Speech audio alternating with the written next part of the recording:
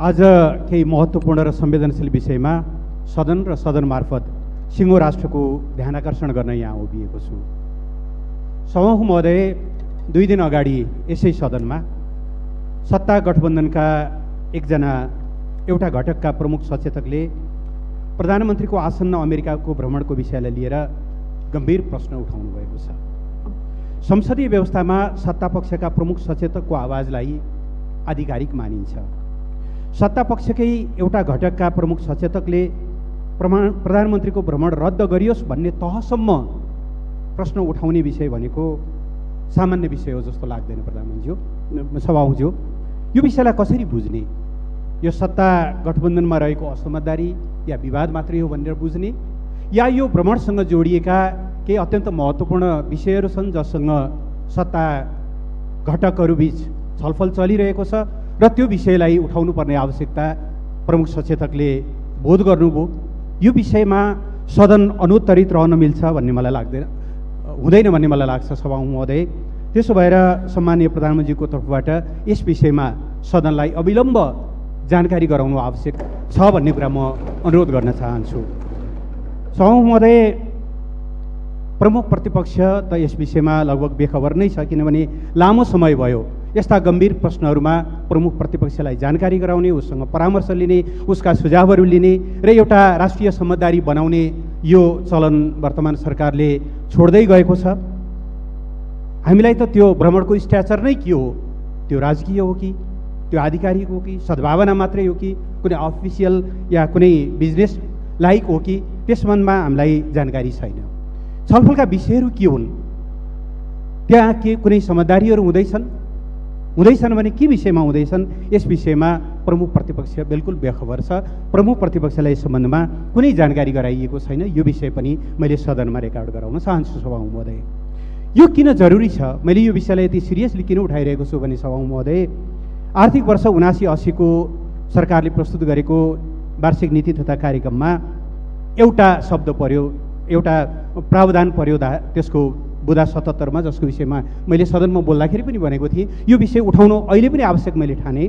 त्यहाँ ऊर्जा विकास सम्बन्धी दीर्घकालीन अवधारणा भएको छ नेपाल र भारतको बिचमा, र अब उपरान्त नेपालमा ऊर्जा उत्पादन, प्रसारण लाइन विस्तार, दुईतर्फी विद्युत व्यापार र दुवै देशका राष्ट्रिय प्रसारण लाइनको समन्वयात्मक उपयोग त्यही फ्रेमवर्क अन्तर्गत हुनेछ भनेर सरकारले लिएर आयो।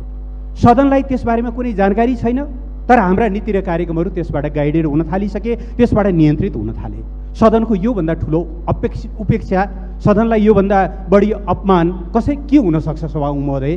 त्यस कारणले हिजोको त्यो विषयलाई समेत ध्यानमा राखेर मैले यो विषय सिरियसली उठाएको हुँ।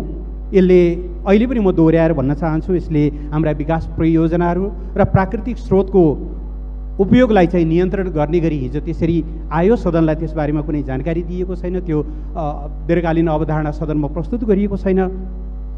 प्रश्न उठ्दाखेरि पनि प्रधानमन्त्रीले त्यसलाई उपेक्षा गर्नुभयो। सदनलाई यस विषयमा समेत जानकारी चाहिन्छ। आसन्न भ्रमणको बारेमा मैले थप किन यो कुरा उठाइरहेको छु भने सभामुख महोदय, यो भ्रमणको समग्र चाँजो पाँजोमा न अमेरिकाको स्टेट डिपार्टमेन्ट अग्रपङ्क्तिमा देखिन्छ, न नेपालको परराष्ट्र मन्त्रालय। भ्रमणको चाँजो पाँजो मिलाइरहेको छ अमेरिकाको डिपार्टमेन्ट अफ डिफेन्सले र नेपालको रक्षा मन्त्रालयलाई त थाहा छैन, तर सेना त्यसमा जोडिएको देखिन्छ। यसले एउटा गम्भीर प्रश्न उठेको छ। प्रधानमन्त्री यो भ्रमण प्रधानमन्त्रीको हैसियतले हुँदैछ या रक्षा मन्त्रीको हैसियतले? रक्षा मन्त्रीको हैसियतले हुँदैछ भने त्यसको स्ट्याचर के हो? यस विषयमा पनि सदनले थाहा पाउनु जरुरी छ भन्ने म आग्रह गर्न चाहन्छु। सभामुख महोदय, नेपालको परराष्ट्र नीति संयुक्त राष्ट्रसङ्घको बडापत्र, असंलग्नता, विश्व शान्तिका मूल मान्यताहरू, पञ्चशील र नेपालको राष्ट्रिय हितमाथि आधारित हुन्छ भनेर नेपालको संविधानले हामीलाई गाइडेड गरेको छ। नेपालको राष्ट्रियता, सार्वभौमसत्ता, भौगोलिक अखण्डताको रक्षा हाम्रो परराष्ट्र सम्बन्धको एउटा मूल आधार हुन जरुरी हुन्छ। यससँग बाजिने गरी नेपालमा कुनै पनि खालका, चाहे तालिमको नाममा होस्, चाहे म्यानुभरको नाममा, अरू कुनै नाममा विदेशी सेनाको उपस्थिति, त्यस खालका गतिविधिहरू हाम्रो संविधानले अलाउ गर्दैन। तर बाहिर आएका हल्लाहरूले केही गम्भीर प्रश्नहरू उठाइरहेका छन्।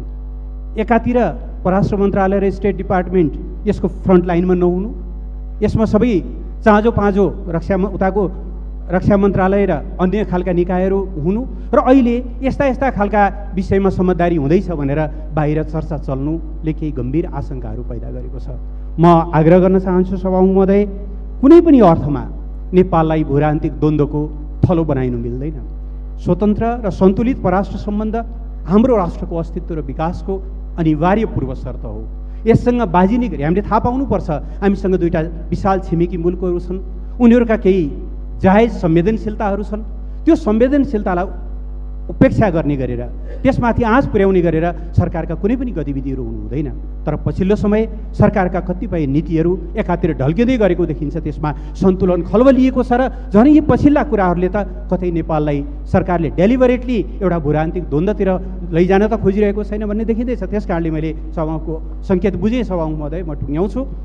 यति गम्भीर विषयमा, यति गम्भीर आशंकाहरू उठेको विषयमा प्रधानमन्त्री स्वयंले जवाफ दिनुहोस् सदनलाई र नेपालको परराष्ट्र नीति, नेपालको बाह्य सम्बन्धी आशंकाहरू, त्यससँग बाजिनी गरी जे गतिविधिहरू भएका छन् त्यो हुँदैन भन्ने कुराको एस्युरेन्स यो सदनलाई गराइयोस्। म यही आग्रह गर्न चाहन्छु। धन्यवाद।